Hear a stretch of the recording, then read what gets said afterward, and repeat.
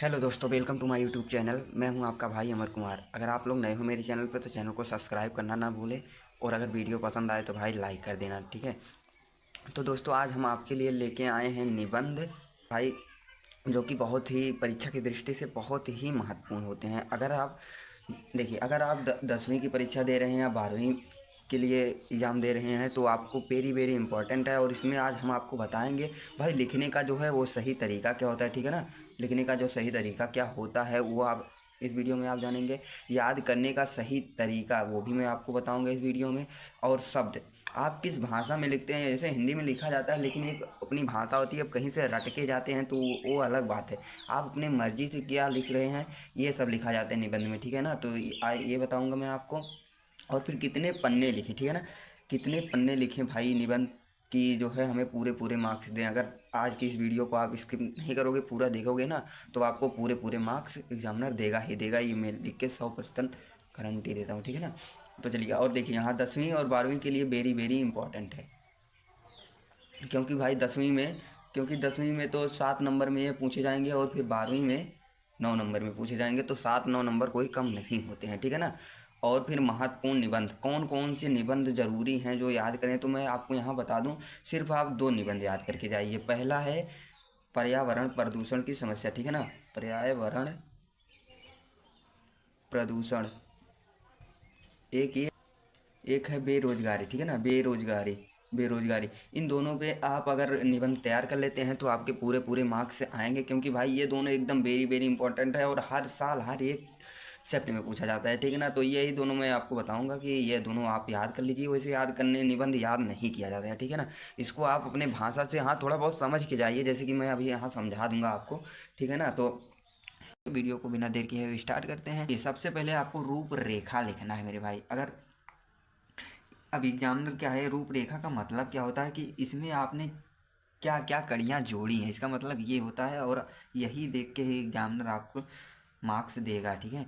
जैसे कि मैंने यहाँ लिखा है रूपरेखा में सबसे पहले आपको प्रस्तावना हेडिंग डालना है। प्रस्तावना हेडिंग डालना ही पड़ेगा भाई, सबसे पहले ये हेडिंग डाला जाता है, ठीक है ना। उसके बाद आप कुछ भी जोड़ सकते हो, जैसे कि मैंने यहाँ लिखा है बेरोजगारी का अर्थ। बेरोजगारी का अर्थ क्या होता है, मतलब क्या होता है, ठीक है ना। और देखिए तीसरा हेडिंग है बेरोजगारी एक अभिशाप है। और फिर चौथा है बेरोजगारी का समाधान कैसे किया जाता है, ठीक है, कैसे करना चाहिए ये बताना है आपको। उसके बाद उपसंहार, अंत में आपको उपसंहार लिखना है। अब देखिए मैंने यहाँ 5 हेडिंग डाला है, आप चाहे तो एक आध हेडिंग बढ़ा भी सकते हैं, लेकिन वो आपके लिखने की टाइमिंग के ऊपर होती है। जैसे कि आप थोड़ा फास्ट लिखते हैं और सुंदर लिखते हैं, तो अगर देखिए हाँ सुंदर की बात अगर हम करें कि राइटिंग की, तो राइटिंग पे आपको भाई बढ़िया नंबर मिलते हैं। अगर आपकी राइटिंग सही है तो आपको एग्जामिनर सही नंबर देगा, और पूरे पूरे नंबर देगा, ठीक है ना। थोड़ी बहुत मिस्टेक लिखने में हो जाएगी तो भी कोई दिक्कत नहीं है, अगर आपकी राइटिंग सही है तो एग्जामिनर देगा नंबर। फिलहाल हम आते हैं अपने टॉपिक पे। तो आपको वैसे आपकी लिखने की टाइमिंग के ऊपर है, एक आध हेडिंग बढ़ा सकते हैं, वैसे कोई ज़रूरत नहीं है, ठीक है ना। आप 5 ही लिख देंगे तो एग्जामिनर पूरे पूरे नंबर देगा आपको। देखिए लास्ट पहले तो हाँ इसमें गौर करने की बात यह है कि पहला हेडिंग आपको यहाँ पे रूपरेखा लिखना है, उसके बाद इसमें आपको प्रस्तावना डालना है, और अंत में उपसंहार। इसके बीच में आप 2 3 हेडिंग बढ़ा जो भी करना है वो आपको लिखना हो। अब देखिए निबंध का मतलब ही होता है कि आप अपने अपने दिमाग से लिखिए, कहीं से रट वट के मत जाइए कि हम रट के जाएंगे तो अच्छे मार्क्स आएंगे, ऐसा नहीं है। एग्जामिनर ये नहीं देखता कि आप कहीं से रट के आए हो, एग्जामिनर ये देखता है कि आप अपने मन से कितना लिखे हो, वो समझ जाएगा एग्जामिनर, ठीक है ना।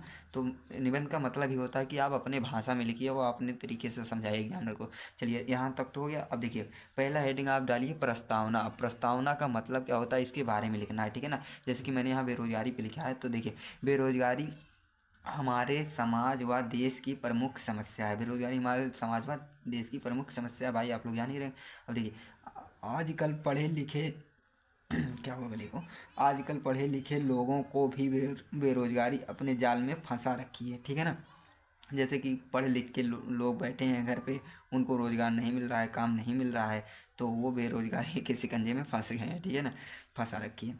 लोगों ने अपनी पुरानी जाति निधि व्यवसाय को छोड़ दिया। अब यहाँ जाति निधि व्यवसाय को छोड़ दिया का मतलब क्या है कि जैसे पहले के ज़माने में, पहले के ज़माने की बात छोड़िए अभी, जैसे कि उदाहरण में जैसे कि ये बोलते हैं ना लोहे लोहे वोहे वगैरह क्या बोलते हैं उनको, अभी ले लिए जैसे कि बनिया हो गया, ठीक है, ये लोग दुकान करना करें। और फिर जैसे धोबी हो गया, ये कपड़ा धोता है। अब लोहार हो गए, ये लोग लोहे वगैरह वाला काम करते हैं। तो सभी लोग ये सब छोड़ दिए हैं, वो अपनी जाति निधि, वो जाति निधि एक व्यवसाय थी, ठीक है ना, तो वो सब सभी छोड़ दिए हैं। सभी लोग नौकरी की खोज में हैं या तलाश में लगे हैं, ठीक है ना। अब सभी लोग को नौकरी कैसे मिलेगी भाई, अब जाति निधि व्यवसाय छोड़ ही दिए हैं, ठीक है। लोगों को सभी लोग नौकरी की खोज में लगे हैं। इस स्थिति में कितने लोगों को नौकरी मिल सकती है, जबकि नौकरी एक सीमित मात्रा में ही उपलब्ध है। अब इतने लोग हैं हमारे भारत में इतनी जनसंख्या है, कितने लोगों को नौकरी मिल जाएगी इसमें, ठीक है ना। ऐसी स्थिति में कितने लोगों की ही नौकरी मिल जाएगी, ठीक है। अब देखिए यहाँ दूसरी हेडिंग मैंने डाली है, बेरोजगारी का अर्थ क्या होता है, इसका मतलब क्या होता है। अब देखिए, बेरोजगारी ऐसी स्थिति को कहते हैं, बेरोजगारी ऐसी स्थिति को कहते हैं कि जब कोई व्यक्ति काम करना चाहता है लेकिन काम नहीं मिलता। जब कोई व्यक्ति अपने मन से काम करना चाहता है, जैसे कि उसके पास क्षमता है, शारीरिक क्षमता, मानसिक सब कुछ है, और उसे काम नहीं मिलता है करने को, इसको कहते हैं बेरोजगारी। यहाँ तक कि कम मजदूरी, अब यहाँ कम मजदूरी का मतलब कि पैसा से है, ठीक है ना। जैसे कि आप 250 रुपये एक दिन का ले रहे हैं, अगर आप 250 एक दिन का मजदूरी है, अगर आप 100 रुपये में भी कहते हैं कि हम कर देंगे 100 रुपये में एक, तो भी लोग नहीं करवा रहे हैं, तो इसको कहते हैं बेरोजगारी। कम मजदूरी लेने पर भी काम नहीं मिलता है, ठीक है ना। अब देखिए, बालक, वृद्ध व्यक्ति, अपाहिज आदि व्यक्तियों को इस श्रेणी में नहीं लिया जा सकता है। जैसे कि देखिए, बालक, वृद्ध, अपाहिज। अब बालक छोटा बच्चा है तो वो तो काम नहीं कर पाएगा भाई, और फिर व्यक्ति और वृद्ध व्यक्ति हैं तो वो बूढ़े व्यक्ति भी काम नहीं कर पाएंगे। अपाहिज आदि आदि हाँ अभी देखिएगा आप सही से, अब देखिए, आदि आदि व्यक्तियों को इस श्रेणी में नहीं लिया जा सकता, क्योंकि वो काम नहीं कर पाएंगे, तो वो लोग बेरोजगारी के इस कैटेगरी में नहीं आते हैं, ठीक है ना। अब देखिए, तीसरा है क्या, बेरोजगारी एक अभिशाप है। बेरोजगारी देश अथवा समाज के लिए अभिशाप है। बेरोजगारी देश अथवा समाज के लिए अभिशाप है। इस बेरोजगारी के कारण अनेक प्रकार की समस्याएं उत्पन्न होती हैं, ठीक है ना। अगर आपके पास बेरोजगारी है तो अनेक प्रकार की समस्याएं उत्पन्न होंगी और आपको सामना करना पड़ेगा, ठीक है ना। तो इस बेरोजगारी के कारण अनेक प्रकार की समस्याएं उत्पन्न होती हैं, और इसे सामाजिक कलंक भी कह सकते हैं, इसे सामाजिक कलंक भी कहा जा सकता है। इसके कारण लोग अपनी इसके कारण लोग अप, इसके कारण लोग अपनी बहुत सारी इच्छाओं की पूर्ति नहीं कर पाते हैं, इसके कारण लोग अपनी बहुत सारी इच्छाओं को पूर्ति नहीं कर पाते हैं। लोगों को अशांति तथा निर्धनता की जंजीर जकड़े रहती है, लोगों को अशांति तथा निर्धनता की जंजीर जकड़े रहती है, और युवकों को अनुशासनहीनता भी करवाती है ये बेरोजगारी, ठीक है ना। युवक जो हैं कि पढ़ लिख के बैठे हैं घर पे, रोजगार नहीं मिल रहा है, तो वो अनुशासनहीनता कर देते हैं, ये बेरोजगारी करवाती है, ठीक है ना। हाँ अभी देखिए, ये चौथा हमारा हेडिंग जो है वो है ये है बेरोजगारी की समस्या का समाधान। अब इसका समाधान सोल्यूशन कैसे करें, ठीक है ना, इसमें आपको ये बताना है। जैसे कि मैंने यहाँ लिखा है, जनसंख्या वृद्धि पर नियंत्रण। अब पहला हेडिंग हमारा है जनसंख्या वृद्धि पर नियंत्रण। जनसंख्या वृद्धि, हमारे भारत देश की जनसंख्या ही इतनी बढ़ गई है कि बेरोजगार तो वैसे ही नहीं मिलेगा भाई, बेरोजगार कम है ही है।